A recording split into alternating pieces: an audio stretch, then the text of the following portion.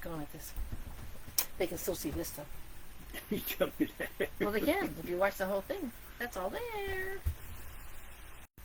You are now live. Wait a minute. Uh-oh. There we are. Hello, this is George. Hey, Bonnie. Live from Illinois. From Illinois.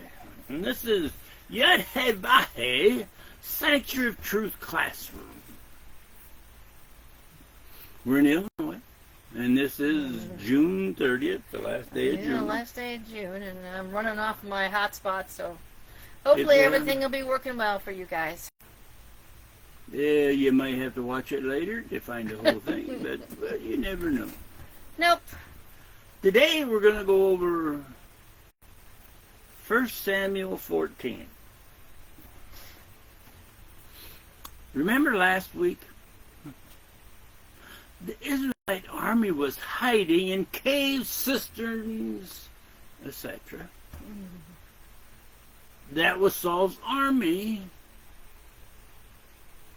and that's what they were doing.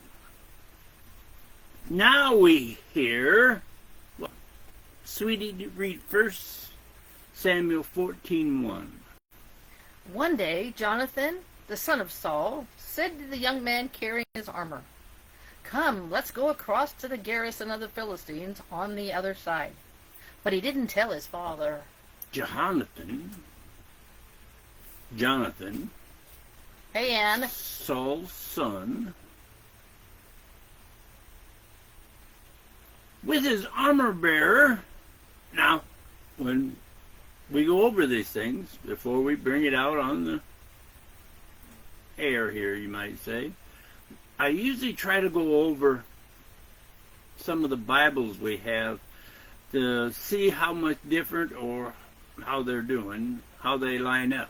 Well, I looked up in all 8 Bibles we use for our study to see if any one of them even hinted that Jonathan had a group of soldiers with him. To my surprise, they all stated, like the complete Jewish Bible, that there was only those 2. And that surprised me that everything lined up. Mm-hmm. But it is only the first verse. Yeah. Now my sweetie's going to read 2 and 3. Saul was waiting at the far edge of Gibeah under the pomegranate tree near Migron. The force was with him was about 600 men. Here we go with all those funny names. Achah, the son of Aaron, Kevat's brother, the son of Pinchon, the son of Eli, the Kohen of Yahweh in Shiloh, was carrying a ritual vest. No one knew that Jonathan had gone. All those people plus 600 were with Saul, waiting, while Jonathan put his trust in what Yud-Heh-Vah-Heh could do. Interesting. Read 4 and 5, please. Between the passes by which Jonathan was trying to cross to the garrison of the Philistines, there was a rocky spur on one side and another rocky spur on the other side. The name of the one was Botzer and the other was Shineh. The one spur rose up on the north in front of Michmas and the other on the south in the front of Gibeah. Sure, I've screwed up those names. 4 and 5 tells us that the Philistines were between a rock and a hard place. Not really. I put that one in there. 2 rocky places. Then Jonathan makes a statement. Read 6, please. Jonathan said to his armor bearer, "Come on, let's go across to the garrison of these uncircumcised people. Maybe Yahweh will do something for us, since Yahweh can rescue with a few people as easily as with many." Maybe Yahweh can help us, wasn't his thought. By that statement which he made, he was saying he knew Yahweh can do something for us. With the last part puts the conflict to Yod-Heh-Vah-Heh, stating Yod-Heh-Vah-Heh can do what he wants with just a few. Mm-hmm. Just as if there were many. Then his armor bearer showed his loyalty and faith in what Jonathan says, plus his faith in Yod-Heh-Vah-Heh. Read 7, please. His armor bearer replied, "Do everything you think you should. I'm with you, whatever you decide." I'm with you. Do what you should do. I am there. Jonathan, he has a plan. Read 8, please. Jonathan said, "Here, we'll cross over to those men and let them know we're there." Right. We'll even let them know they're here. We're here.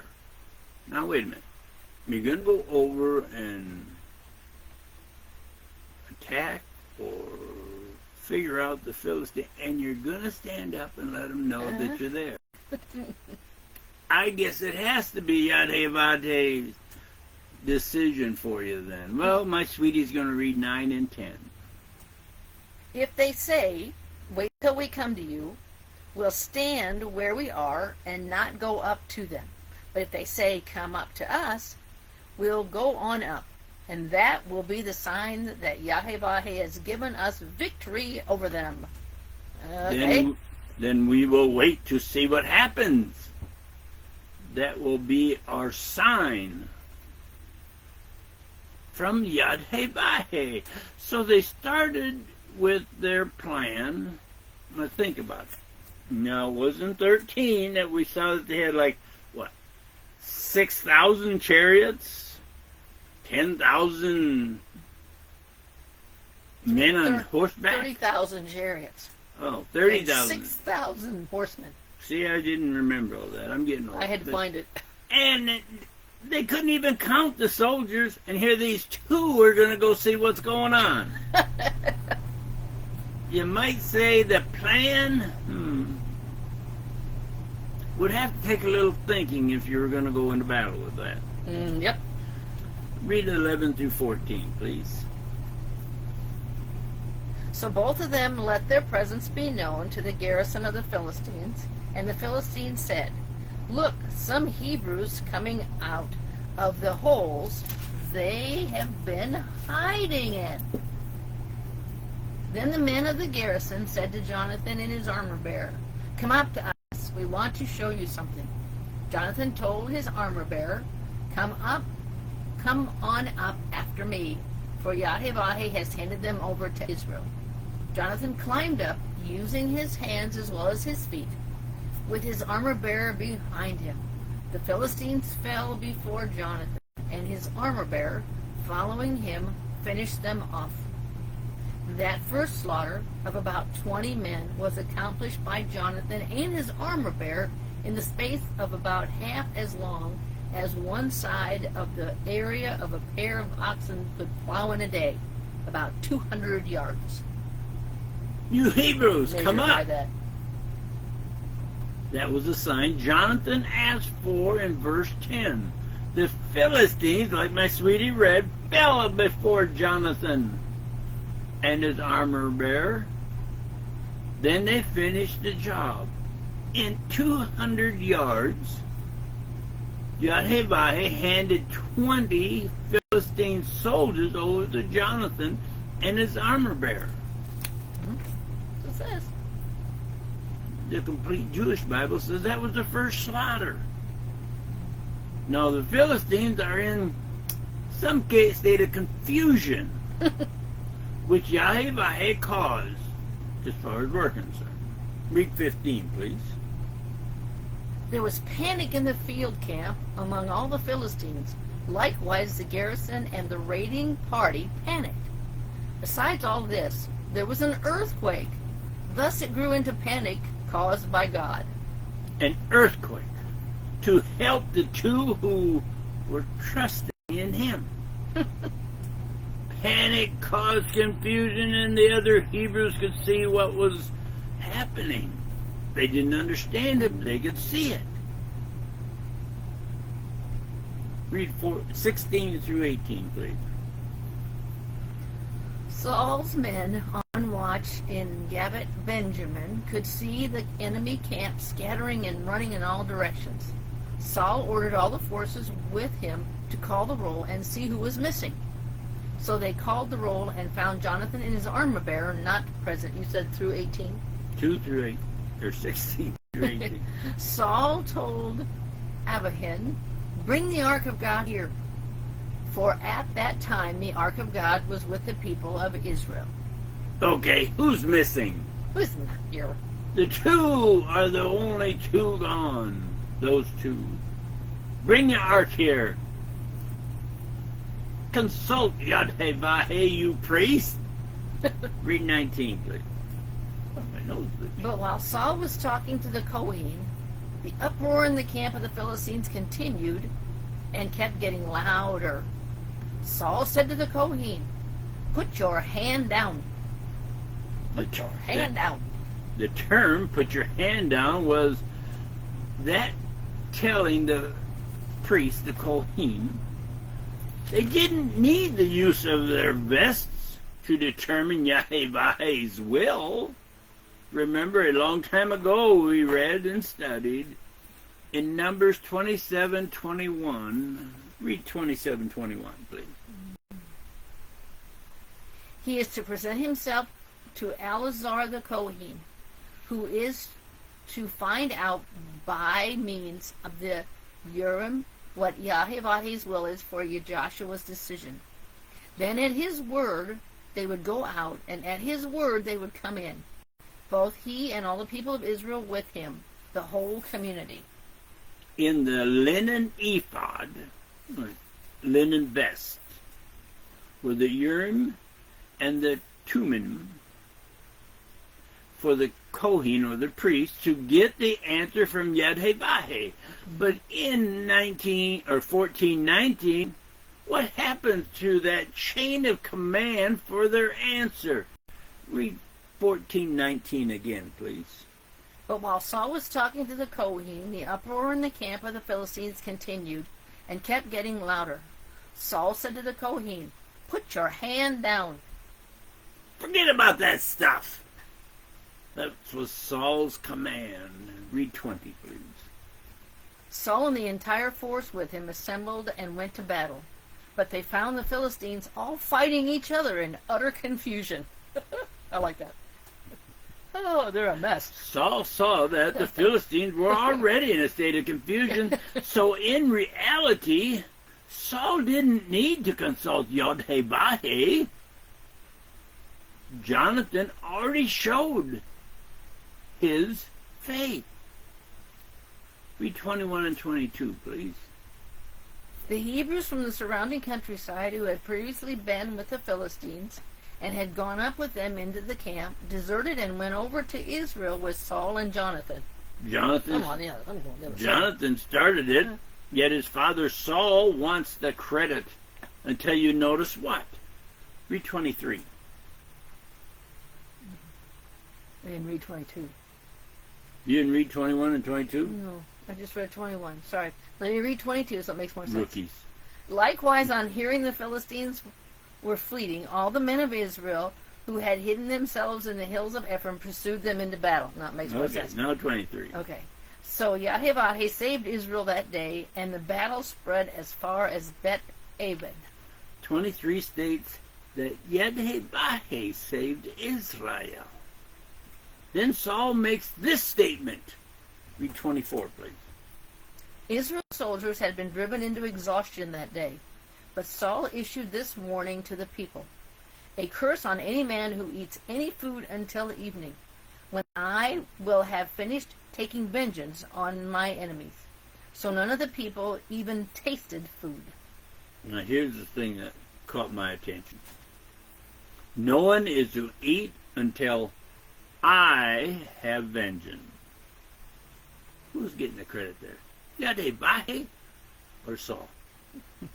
And in the verse above it says, that states Yad-Heh-Vah-Heh saved Israel. That's what it says. His soldiers were hungry and exhausted, yet they didn't eat anything, not even, well, read 25 and 26. Now the people came to the forest where there was a honeycomb on the ground.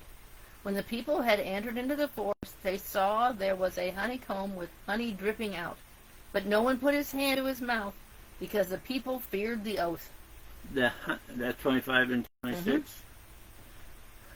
The honey that was dripping, could that have been the energy they needed coming from Yad-Heh-Vah-Heh himself? From the honeycomb in the forest. But because they feared what Saul's oath was, but remember Jonathan, his son? He wasn't with his father and knew nothing about the oath, and did what? Being exhausted himself. He did something. Read 27. But Jonathan hadn't heard his father charging the people with the oath. So he put out the end of the staff in his hand, dipped it in the honeycomb, and raised it to his mouth. Whereupon his eyes lit up. Ate some of the honey and regained his strength. Then someone says, read 28, please. But one of the people said in response, "Your father strictly charged the people with this oath. A curse on any man who eats any food today, even though the people are fainting with hunger." Jonathan, if you eat, you will have a curse on you. The last part is important. People were fainting because they were so hungry. Jonathan might as well said, "How foolish is that?" Read 29 and 30, please. Jonathan answered, "My father has brought trouble to the land. Just look how my eyes have lit up because I tasted a little of this honey." You said 29 and 30? 29 and 30. "How much greater would the slaughter of the Philistines have been today than if the people had eaten freely of the spoil they found with their enemies?" My strength was restored because I ate the honey. The slaughter would have been much greater if our soldiers would have been able to eat. His men had to have energy, so they reacted to the circumstances. Read 31 and 32, please. That day they had attacked the Philistines from Michmah to Avalon. But the people were very exhausted. So the people rushed at the spoil, seizing sheep, cows, and calves, slaughtering them on the ground and eating the flesh with the blood. Uh-oh. Now here's something that has to take a little bit of thinking. Saul, by his ruling, caused panic and therefore doing what is unfavorable by eating the flesh with the blood still in it. Now, why do we say Saul caused them to go against Yad-Heh-Vah-Heh and his mitzvah, his commandment, rules, regulations, and his laws by not letting them eat? When the Hebrew soldiers did that, their enemies, animals, they killed and ate because they were exhausted and needed energy. They were exhausted from hunger with very little energy. By Saul going against Yad-Heh-Vah-Heh's rules in 1 Samuel 15:19, Breshit or Genesis 9:4, Leviticus 3:17 and 7:26 and 17:10 and 19:20. See, he stated it a number of times. It's even in Deuteronomy 12:15 through 16, 15 and 16, and 23 and 24. For the Hebrews, was interesting. All those places they talk about the Hebrews can't eat meat with the blood still in it. They were killing him and eating him pretty much raw. The blood was still in it. But what happened to everybody who follows or does what the Hebrews my sweetie's going to go to Leviticus 17:10 to hear what that states. When someone from the community of Israel or one of the foreigners living with you eats any kind of blood, I will set myself against that person who eats blood and cut him off from his people. That states not only the Hebrews, but also the foreigners living with them are not to eat the blood. Yad-Heh-Vah-Heh will set himself against either one of those who broke that rule and cut either the Hebrew or the ones who are living and following the Hebrew from those people. It says. I thought that was kind of interesting. Okay, back to 14. Saul is told what to do.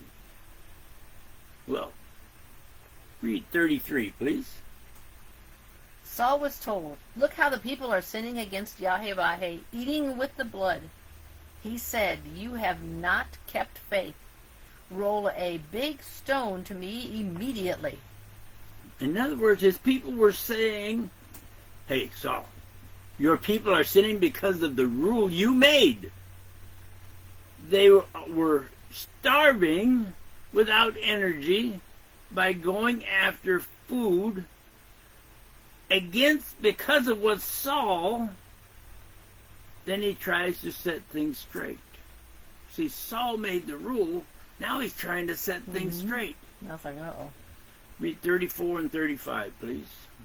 Now Saul said, Go around among the people and tell them, each of you is to bring his cow and his sheep and slaughter them here.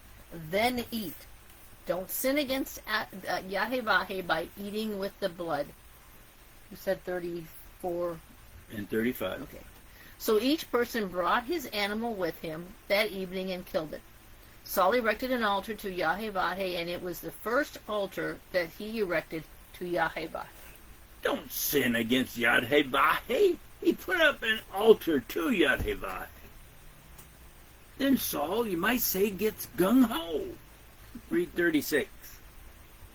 Saul said, let's go after the Philistines by night. We'll plunder them until dawn. We won't leave one of them alive. They answered, do whatever seems good to you. But the Kohen said, let's approach God here. Saul says, let's raid the Philistines at night. And don't let one of them live. He wasn't supposed to let one of them live. He was their king, and his people were behind him. Until a priest said, Saul, how about going to Yad-Heh-Vah-Heh before you try to do it on your own power? Then Saul says, okay, have it your way. Read 37, please. Saul consulted God. Should I go down in pursuit of the Philistines? Will you hand them over to Israel? But he didn't answer him that day. Yahweh, should I go down to get those Philistines? And will you hand them over to us? Saul waited for, but no answer came.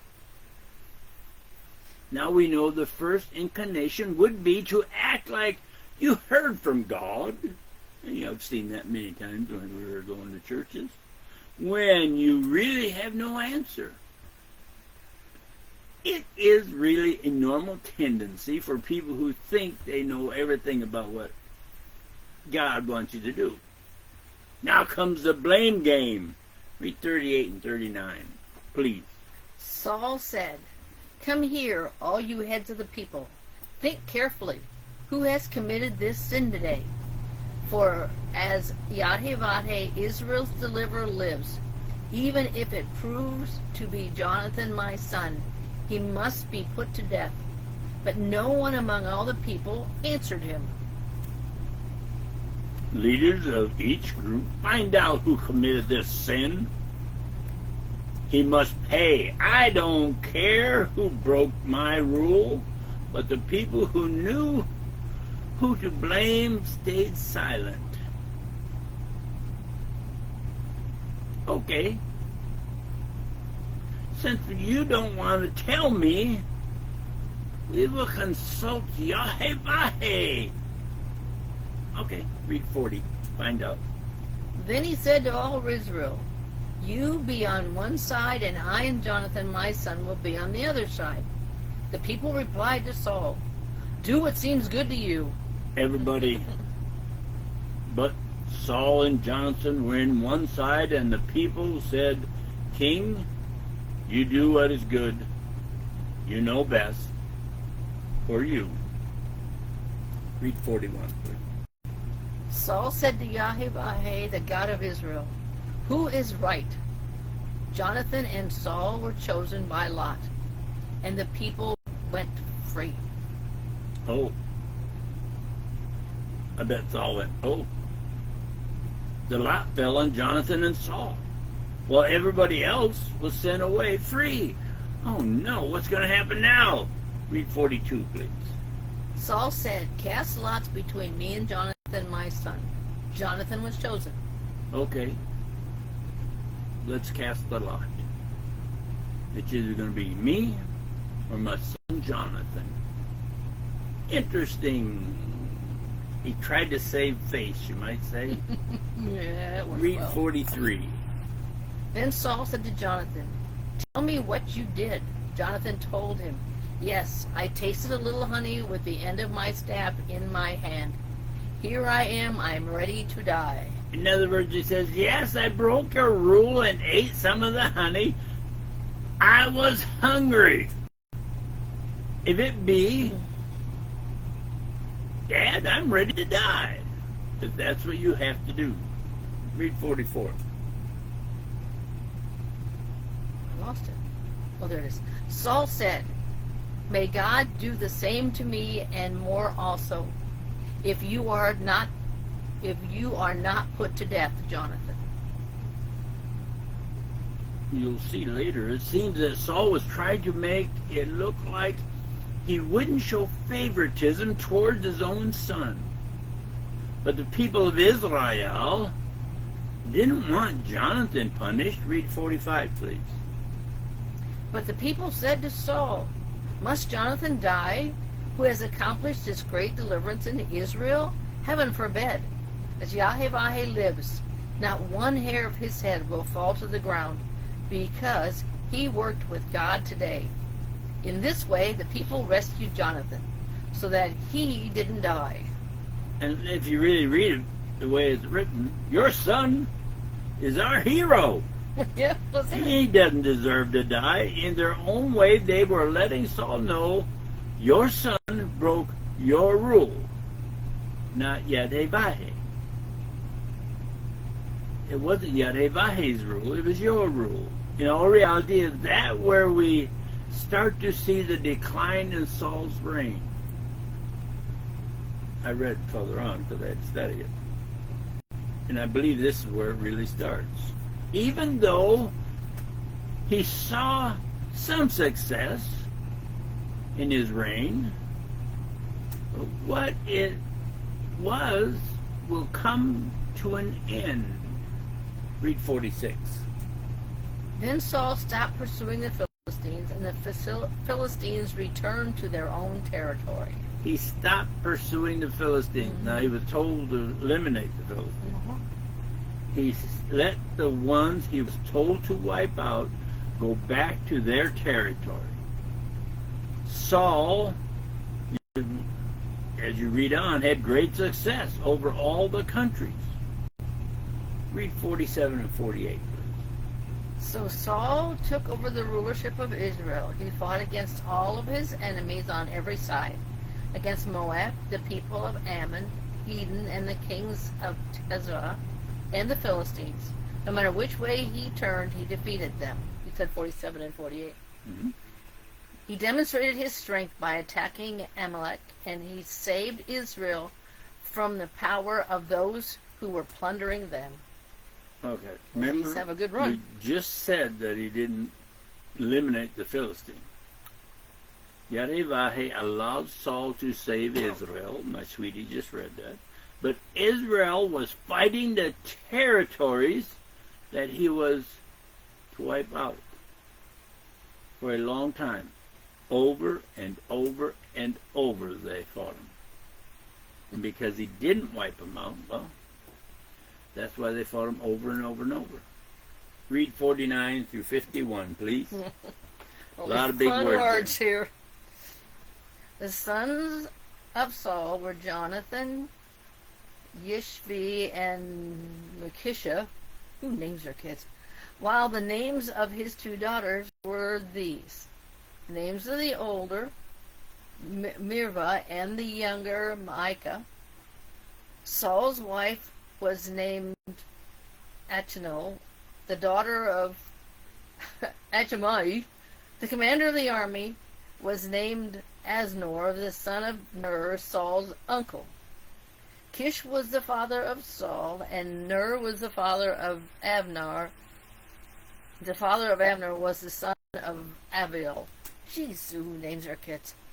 That was it. And all I have to say is that was his family. That 52 let everybody know that Saul didn't accomplish what he was to do by letting the Philistines live. Read 52, please. As long as Saul lived, there was bitter war against the Philistines. Whenever Saul saw any strong or courageous man, he recruited him into his service. Now see, And get the big fat he guys. didn't follow what he was supposed to do by wiping them all out.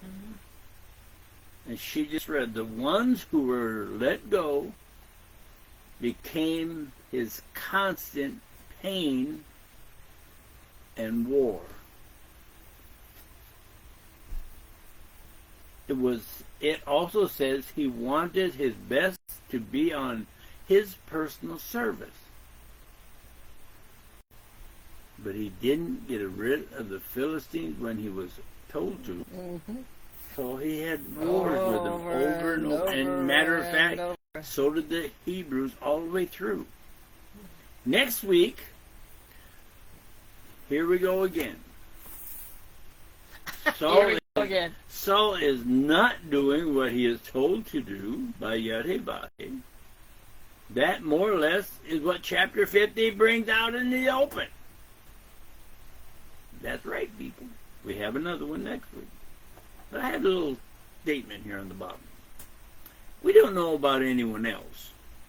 But going over the whole scripture, verse by verse, in all of our studies, we see things that have actually been there, yet we have read them with blinders on for a long time. You might say for history and history. Only seeing them with a brainwashing by man. What Yadhebahe lets us see, and what he points out to us in his words of truth, in all reality, doesn't that show you how perfect Yadhebahe is and wants the truth to come out? Absolutely. See, whenever we talk on this Tuesday night, it's not always exciting things. Like, some priests come up with these topics and they can pick, one verse from one place and one verse from another and make it sound like excitement. But if you take it one verse at a time during a week, and you have one chapter a week and one verse at a time, that lets you know what Scripture really says. Now, I always knew Saul was an enemy of David, you might say, but I never realized it was way back then when he started getting what you might call a big head, an ego problem. He was a king, and his son didn't even follow what he said. Of course, the son didn't know he said it.